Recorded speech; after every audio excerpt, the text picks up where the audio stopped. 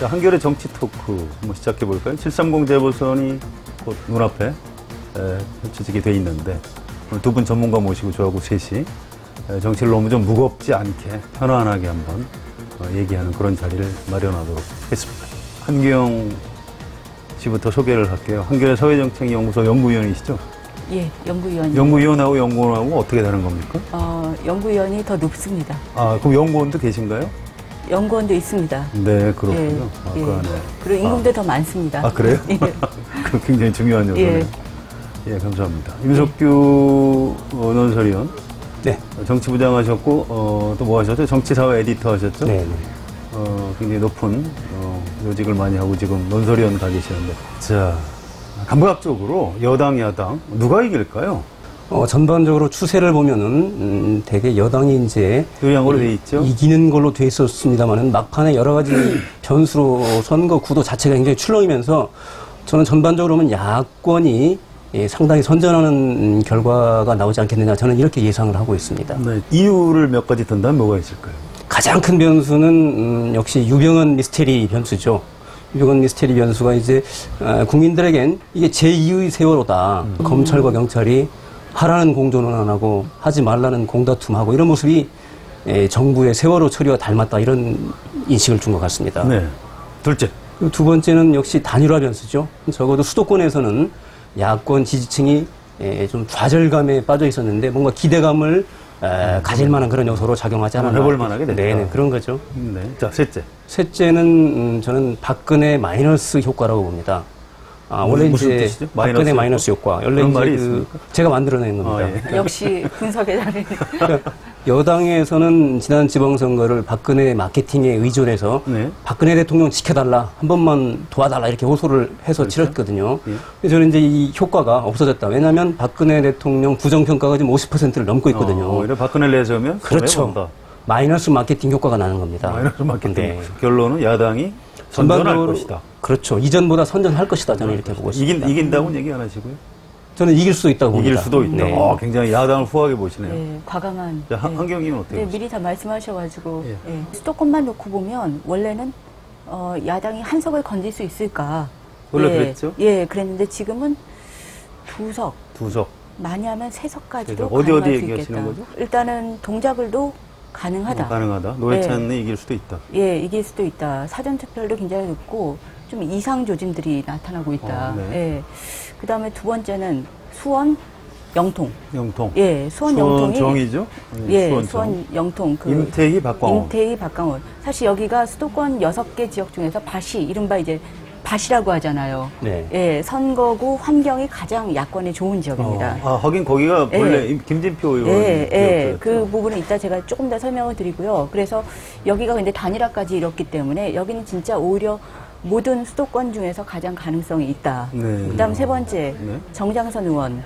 평택. 평택을. 거기가 평택을. 정장선 의원이 참선하고 정장선 의원 인물평이 굉장히 좋습니다. 그런 거예요? 그래서 거기가 밭은 별로 안 좋은데 인물 선거로 가면 될 수 있다. 그냥 동작을 얘기를 좀 주로 해보죠. 자, 나경원 후보가 지금 텔레비전에 굉장히 나오고 있던데요. 임석규 논설위원이 그 전에 기자할 때 나경원 그 당시 의원하고 좀 친하지 않았습니까?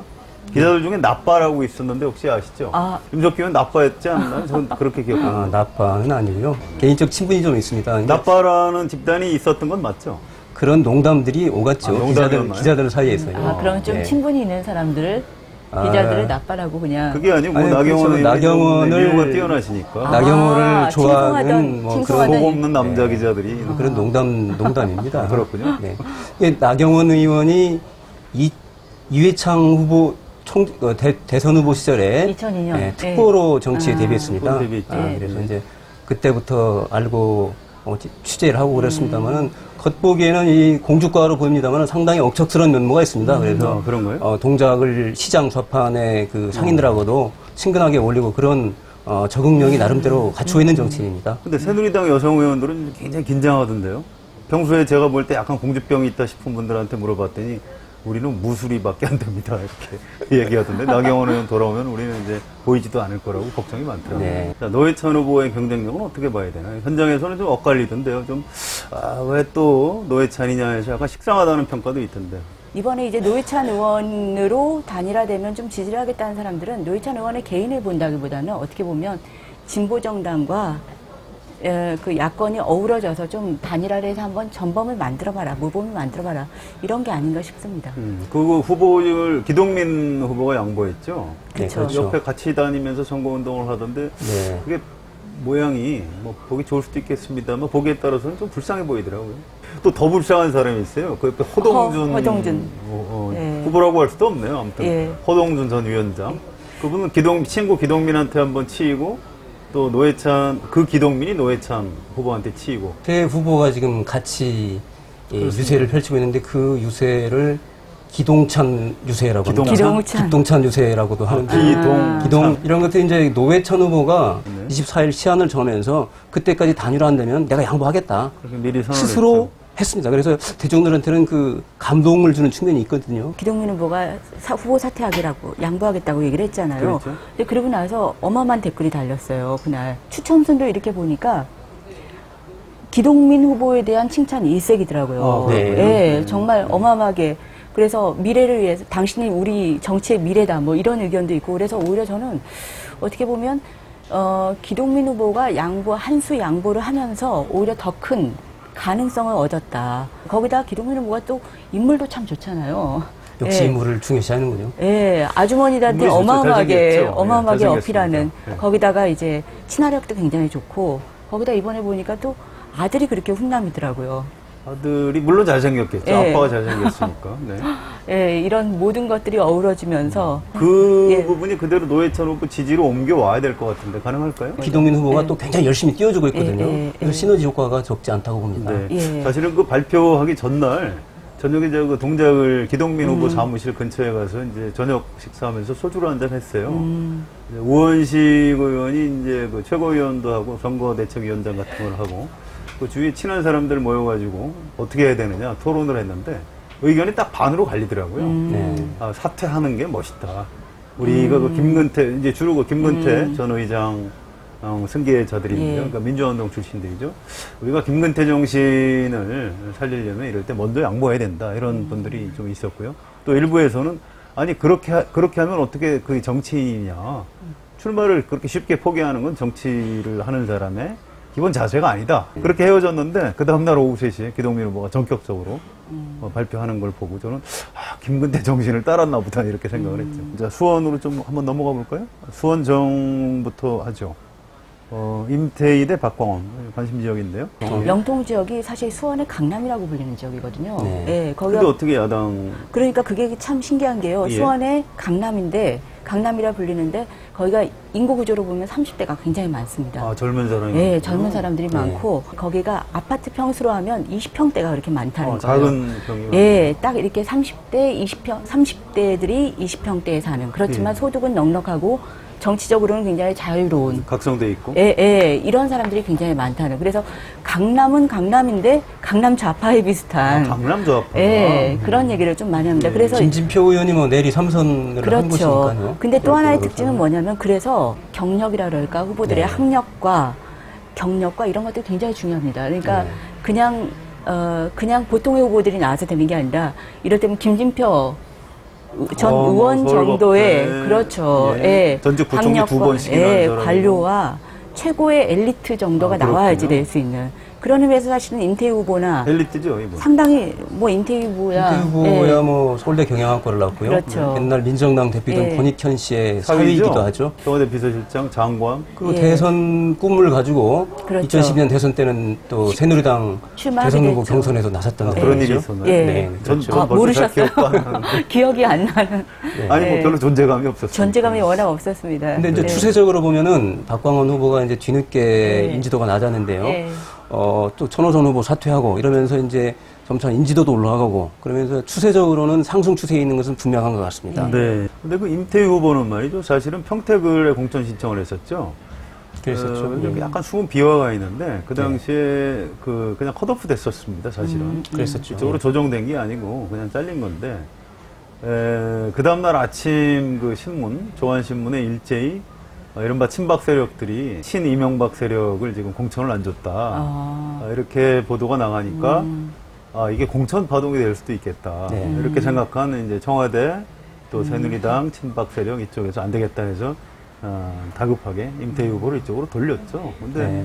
나중에 뭐 처음부터 이쪽으로 돌릴 생각이 있었다고 거짓말을 하더라고요. 그래서 별로 정직한 얘기는 아니었던 것 같아요. 친이계 학살 보도가 임태희를 살렸군요. 그렇습니다. 네. 그렇게 이 정치부 기자들이 쓰는 기사라는 게 정치인들 운명을 좌우하는 경우가 많죠. 네. 박광원 후보는 그 딸이 그 SNS에다가 뭐 글을 쓴 게 참 재미있던데요. 뭐 자기가 아빠 닮아서 머리가 크다고 뭐 그런 얘기를 써놨고 우리 아빠가 두 여자의 인생을 망쳤다. 우리 엄마하고 나하고 뭐 그런 내용도 좀 있었던 것 같아요. 지난 지방선거 때 조희연 서울시교육감 후보의 아들이 아들이죠? 네. SNS를 이용해서 하는 것이 시발점이 됐는데 요즘은 거의 모든 후보들이 지금 정치인들이 이제 자식을 잘 둬야 정치적으로 성공하지 않을까. 그 고성덕 후보는 그 이혼한 예. 부인과 사이에 있었던 딸 캔디거죠. 지금도 그 KBS 그 개그 콘서트에 보면 그 누구죠? 박성호인가요? 김성호인가? 그분이 꼭 마지막에 뭐 딸아 미안하다 하는 글을 지금까지 패러디하고 있는 걸 보면 예, 이번에 의정부 고등학교인가요? 의정부 고등학교가 예, 그렇죠. 매년 그 앨범 사진 만드는. 패러디를 그렇게 재밌게 한다 그러더라고요. 근데 거기서 최고의 장면이 고승덕 패러디 되었다고. 딸아 미안해. 예. 아무튼 그 자식들이 이렇게 선거에 영향을 주고받고 이렇게 하는 것도 좀 특징인 것 같습니다. 네. 자, 수원 병으로 가볼까요? 손학규 생환할까요? 어떻게 보세요? 수원병이 수원의 세 개 선거구 중에서 사실 선거 환경, 밭이라고 하죠. 이 밭이란 측면에서는 가장 안 좋습니다. 야당 야권에. 입장에서는. 예, 수원 야권. 8달이죠. 그래서 이렇게 과거에 어땠나 이렇게 찾아보니까 역대 뭐 당연히 남경필 의원이 네. 남경필 의원이 거기서 계속 당선된 예, 거죠? 계속 당선된 지역이었고 그다음에 수원 세 개 지역구 중에서 지난 대선에서 2012년 대선에서도 박근혜 후보를 지지한 층이 문재인 후보를 지지한 층보다 더 많습니다. 아, 그런가요? 예, 팩тор이? 예. 한 7, 8% 정도 더 많고요. 네. 그다음에 뭐 지난 지방선거 때 광역 비례득표, 정당 득표에서도 더 높습니다. 새누리당이. 그래서 네. 여러 가지 환경에서 보면 매우 불리하다. 근데 이거를 이제 손학규라고 하는 인물력을 가지고 거물이 그렇죠. 한번 예, 꺾어보겠다. 예. 이 팔달이라는 지역구가 이제 대체로 이제 보수적인 정서가 강한 보수적이죠. 쪽인데, 네. 대체로 이제 손학규 후보가 그렇게 그 층에서 이렇게 거부감이 적어요. 예. 원래 저 한나라당에서 정치를 오래 그렇죠. 하셨죠. 그렇기 때문에 이제 그 주민들로서는 지금 전직 의원은 현직 도지사가 됐고 또 손학규 찍어주면 또 야당의 거목 정치인으로 키울 수 있고 원작 이런 지역의 그렇죠. 거물들이 그런 측면에서 지출하는, 지역 구민들로 입장에서 보면 그렇게 거부감이 맞지 적은 않다. 측면이거든요. 그래서 저는 손학규 후보가 저력이 있거든요. 왜냐하면 분당에서도 살아왔어요.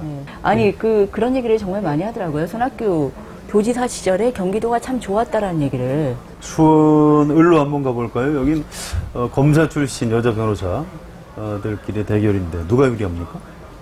여론조사상으로는 새누리당 정미경 후보가 네.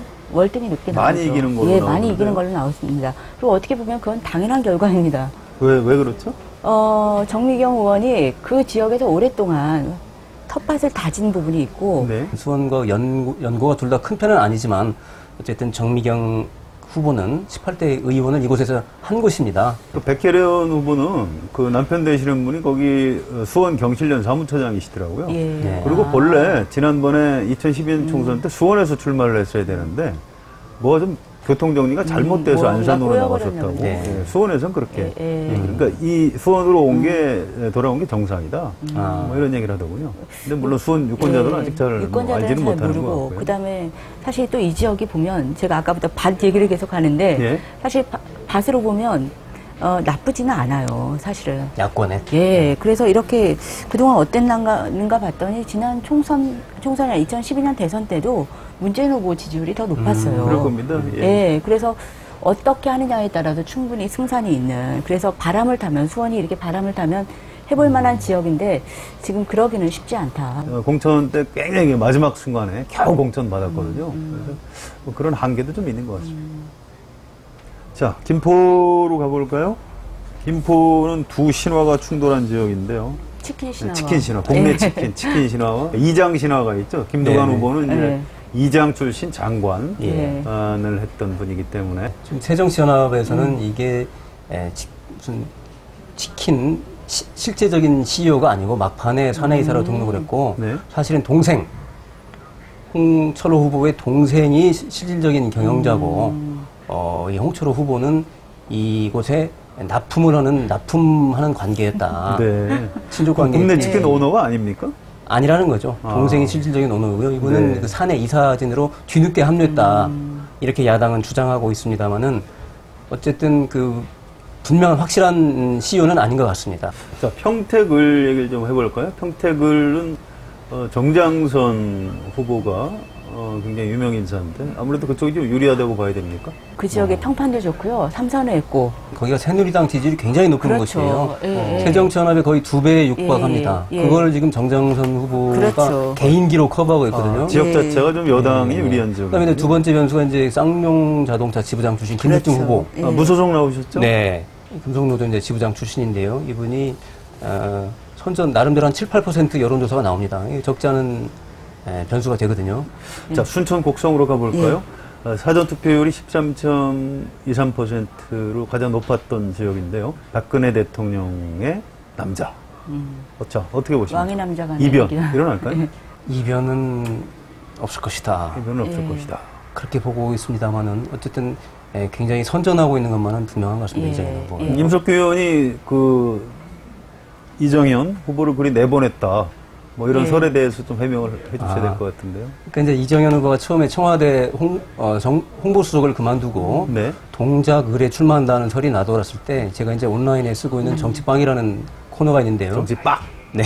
네.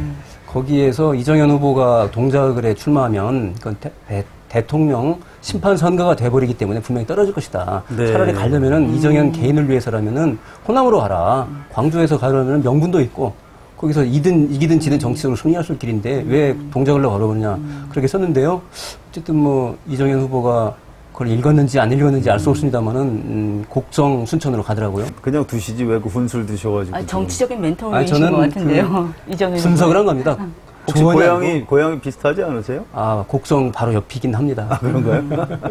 사실은 박근혜 대통령이 좋아하는 남자 정치인들의 유형이 있습니다. 얼굴. 뭐 김기춘 실장처럼 이렇게 갸름하고 예쁘장한 분들. 그 예쁘장한 예, 건가요? 좋아하는데 이상하게 예외적인 사람이 이정현 수석이었어요. 이거 청와대 사람들이 하는 얘기인데요. 예.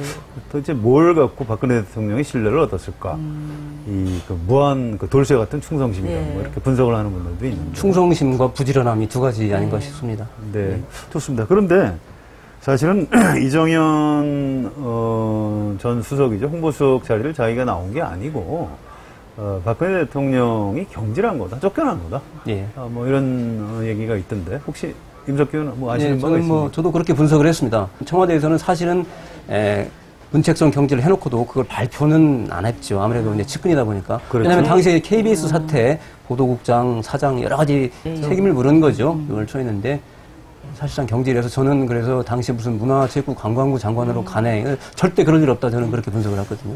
역시 경질이 분석의 맞습니다. 달인이 서가번 후보도 사실은 만만치 않은데요. 노무현 전 대통령 수행도 하고 굉장히 재미있는 정치인이죠. 네. 당선 무효가 됐다가 정치인한테 가장 중요한 게 생명력이거든요. 네. 아무리 밟아도 꿈틀거리고 다시 일어날 수 있는 그 면에서 보면 서가번 후보도 참 보통 사람은 만만치 아닌 않은 것 것 같아요. 그렇죠. 예. 예, 예. 저는 뭐 굳이 건다면 서가번 후보가 이기지 않을까. 딱 드는 느낌이 지난 지방선거에서 대구 지역을 보는 것 같은. 네. 김부겸 예, 예. 네. 각계 약진. 그다음에 정당을 내세우기보다는 후보가 발품을 팔아가면서 유권자 개개인을 정몽동을 똑같이 했네요. 그렇게. 그렇죠. 예. 진짜 근데 저는 궁금한 게 진짜로 만에 하나 그 이정현 후보가 된다면 예산 폭탄이 정말 이루어질 수 있을지. 그렇게 되겠습니까? 아무리 예. 박근혜 대통령 실세라고 해도 예산을 국회에서 권한을 가지고 있는데. 예. 자, 그럼 이제 지역구별로 한번 쭉 짚어봤고요. 관심 지역 중심으로. 자, 이번에는 그 선거 결과에 따른 730 재보선 이후에 선거가 어떻게 움직일지. 새정치연합이 진다면. 두 공동대표, 안철수, 김한길 대표 퇴진론, 책임지고 물러나라, 이런 네. 얘기가 아마 분명히 나올 겁니다. 그래서 전당대회 다시 하자. 조기 전당대회 하자. 그렇죠. 예. 퇴진할까요, 근데 두 분이?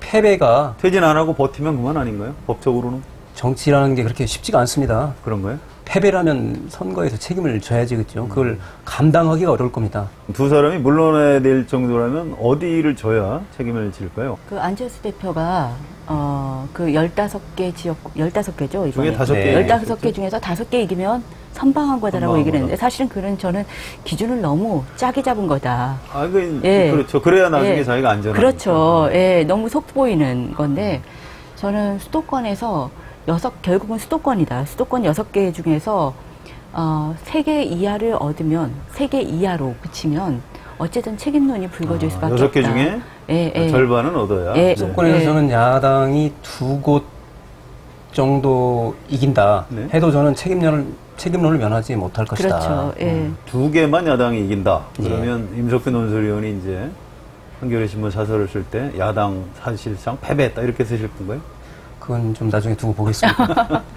예. 자, 손학규 후보가 당선되느냐, 패배하느냐 이것도 큰 포인트 아닌가요? 굉장히 중요한 포인트이긴 예. 하죠. 그분은 전략 공천한 게 지금 두 대표들이죠. 네네. 그 결과에 대해서는 전적으로 아마 책임을 져야 될 것 같습니다. 네. 그분이 생還하느냐, 또 거기서 결국 패배하느냐에 따라서 앞으로 야권의 대선 내지는 그 당 대표 이 경선 구도가 이제 크게 영향을 받을 겁니다. 그러면 손학규, 김한길, 안철수 이분들이 연합을 해서 손학규 대표가 새정치연합의 새로운 대표로 도전을 한다. 이런 그림도 가능한가요? 저는 가능하다고 봅니다. 원래 네. 이제 이른바 이런 말 좋아하지 않습니다. 친노, 비노 그렇죠. 중에서 비노. 비노 그룹이 연대할 수 있는 큰 틀에 보면 이제 김한길, 안철수, 손학규 이런 구도가 되지 않겠나 그렇군요. 네. 이렇게 보고 있습니다. 그럼 이른바 친노 쪽에서 뭐 당권 도전할 만한 사람들은 누가 있죠? 친노 쪽에서는 아무래도 정세균 전 대표. 네. 문재인. 보고 있습니다. 문재인 의원이 나올 일각에서 가능성이 있나요? 얘기를 하고 있죠. 문재인 나서라. 후보는 이제 예. 그 대선 후보이기 때문에 예. 어차피 이제 당내에서 대선 주자, 대표, 분리 뭐 이런 구도가 되지 않을까요? 저는 그렇게 봅니다. 근데 최근에 각종 공식적인 행사에 좀 문재인 의원이 모습을 많이 드러내는 편이거든요. 그러더라고요. 예. 그게 혹시 재보선 이후에 전당대회 또는 내년 3월 전당대회에서 직접 나서기 위해서 포석을 두는 것 같다. 이런 분석도 있습니다. 그렇죠? 이런저런 가능성을 열어두고 풍부한 가능성을 열어두기 위해서 지금 하는 거 아닌가 이렇게 보고 있습니다. 네. 지금 이 새정치연합 사실 정상적인 정당이 아닌데요. 왜 그러냐면 그 지역위원장들이 3월달 통합된 이후에 아직도 임명이 안 됐거든요. 그 지역위원장이 없는 정당이에요. 네. 몸이 없는 팔다리가 없는 팔다리가 정당. 없는 정당이죠. 그래서 예, 팔다리가 사실은 두 대표가 물러나지 않더라도 재보선 끝나면 곧바로 그 조직 작업을 해야 됩니다. 그래서 네. 지역위원장들을 선임을 해야 되는데 그 과정에서 아마 구민주계하고 이제 안철수 쪽 분들하고 또 혈투가 지금 예정되어 있는 그런 상황이죠. 그래서 재보선 끝나면은 뭐 선거 결과에 대한 책임론하고도 별개로 예. 이래저래 새정치연합이 예. 좀 상당히 좀 폭풍권에 들어가지 않을까. 네. 아니 이번에 엊그저께 한국 리서치에서 나온 재밌는 조사 결과가 예. 후보들 인지도, 호감도, 비호감도 조사를 했어요. 예. 유력 대선 주자들. 근데 가장 재밌는 게 뭐 여기에 박원순 후보도 있고 문재인 후보도 다 있는데 안철수 후보가 호감도가 21.4%인데 호감이 가져간다. 이게 52.5%. 왜 이렇게 높죠? 그러니까 비호감도가 굉장히 높다는 거거든요. 다른 분들하고 비교해도 다른 분들과 비교하면 가장 높은 축에 속합니다. 아, 비호감도가요? 예, 거의 어. 좀 비교하기는 그렇지만 정몽준 후보와 여기에서 가장 비슷하더라고요. 네, 저도 그 조사를 보고 굉장히 놀랐습니다. 그 부분은 굉장히 놀랐는데요. 저는 심지어 안철수 의원이 재기할 가능성이 있을까? 이 그 조사 부분에서는 결과로. 좀 다르요. 이제 저는 일시적이라고 보거든요. 예. 앞으로 이제 안철수 대표가 지금 기존 정치권 당 대표를 맡은 지가 얼마 안 됐거든요. 그래서 이제 예. 이런저런 시련을 거치는 거고. 이번에 그리고 최근에 여론들을 보면 사람들이 똑같이 하는 얘기가 시어머니보다 말리는 시누이가 더 밉다. 이런 얘기를 정말 많이 하거든요. 그러니까 새누리당보다 새정치민주연합이 더 밉다. 무능한. 거기에 특히 두 명의 공동대표에 대해서. 작년에 김한길 대표 체제 이후에 흔들지 말고 좀 얼마나 잘하나 지켜봐줘야 된다. 이렇게 했고, 또 올해 3월에 지방선거 앞두고 통합을 하니까, 잘할 수 있겠구나. 이렇게 기대를 했는데, 이 세월호 참사 와중에서도 이제 지방선거 결과가 좀 신통치 않고, 지금 또 공천 과정에서 너무 못하고 하니까 예. 또 화들이 많이 나 있는 거예요. 네, 여권에 대한 분노만큼, 예. 여권에 분노하는 만큼 야권이 이제 잘해주길 바라는데, 그게 못하니까, 책임론, 분노가 이제 두 대표에게 예. 집중되는 측면이 예. 있는 것 같습니다. 자, 선거 이후에 이제 박근혜 대통령, 박근혜 정권이 어떨까? 이것도 또 관심사인데요. 어떻습니까? 좀, 여당이 압승하면 또 기고만장해지는 거 아닌가요? 어떻게 보세요? 그럴 가능성이 충분히 있죠. 어떻게 보세요? 네, 이번 선거 자체가 이제 박근혜 정권 심판이라는 의미가 근본적으로 내장돼 있기 때문에 네. 근데 그런 선거에서 만약 이긴다. 여당이 압승을 했다. 그럼 뭐 박근혜 대통령 날개를 난 셈이 되겠죠. 선거 이후에 박근혜 대통령의 뭔가 좀 적극적인 드라이브, 이런 것들이 좀 예상이 되는 측면도 있는 것 같습니다. 만약에 이제 여권이 패한다면 거꾸로 박근혜 대통령은 뭐 적잖은 어려움에 맞닥뜨리게 되겠죠. 그렇죠. 일단 김무성 대표가 뭐 가만히 있지 않을 테고요. 그렇죠. 그러면 이제 김무성 대표하고 이른바 친박 네. 세력 간의 권력 투쟁, 이런 게 벌어질 수도 있겠네요. 그런데 이제 그 여당 대표로서 아무튼 한계가 있죠. 아무튼 현 정부에서 또 그 집안이 기업하는 집안이거든요. 국세청 검찰이 현 정부가 탁 틀어주고 있는데 그런 분석도 있어요. 대표가 마음껏 못할 겁니다. 저는 그래서 저는 하는 신용 일정 정도 하지만 결코 완벽하게 자율성을 획득한 대표는 아니라 이렇게 봅니다. 또 기세 싸움에서 박근혜 대통령하고 김무성 대표는 뭐 상대가 안 된다 이런 분석. 대표 되자마자 여당의 자율성, 독립성 내세워서 당선됐습니다. 다음 날 어땠습니까? 바로 꼬리 내렸죠. 문화체육부 장관 후보자 이렇게 돕다가 바로 2시간 만에 사퇴해버렸잖아요. 그렇죠. 굉장히 스타일을 구기게 됐죠. 한계를 보여주는 장면이었습니다. 이제 박근혜 대통령이 뭐 보통 사람이 아니라서 아마 김무성 대표가 공간을 확보하기는 쉽지 않을 것이다. 이런 관측들을 하더라고요. 자, 알겠습니다. 자, 730 재보궐선거 앞둔 정치 토크, 재치박사 한기영 박사, 한기영 연구위원, 그리고 분석의 달인 임석규 논설위원과 함께 해봤습니다. 자, 두 분 감사합니다. 감사합니다.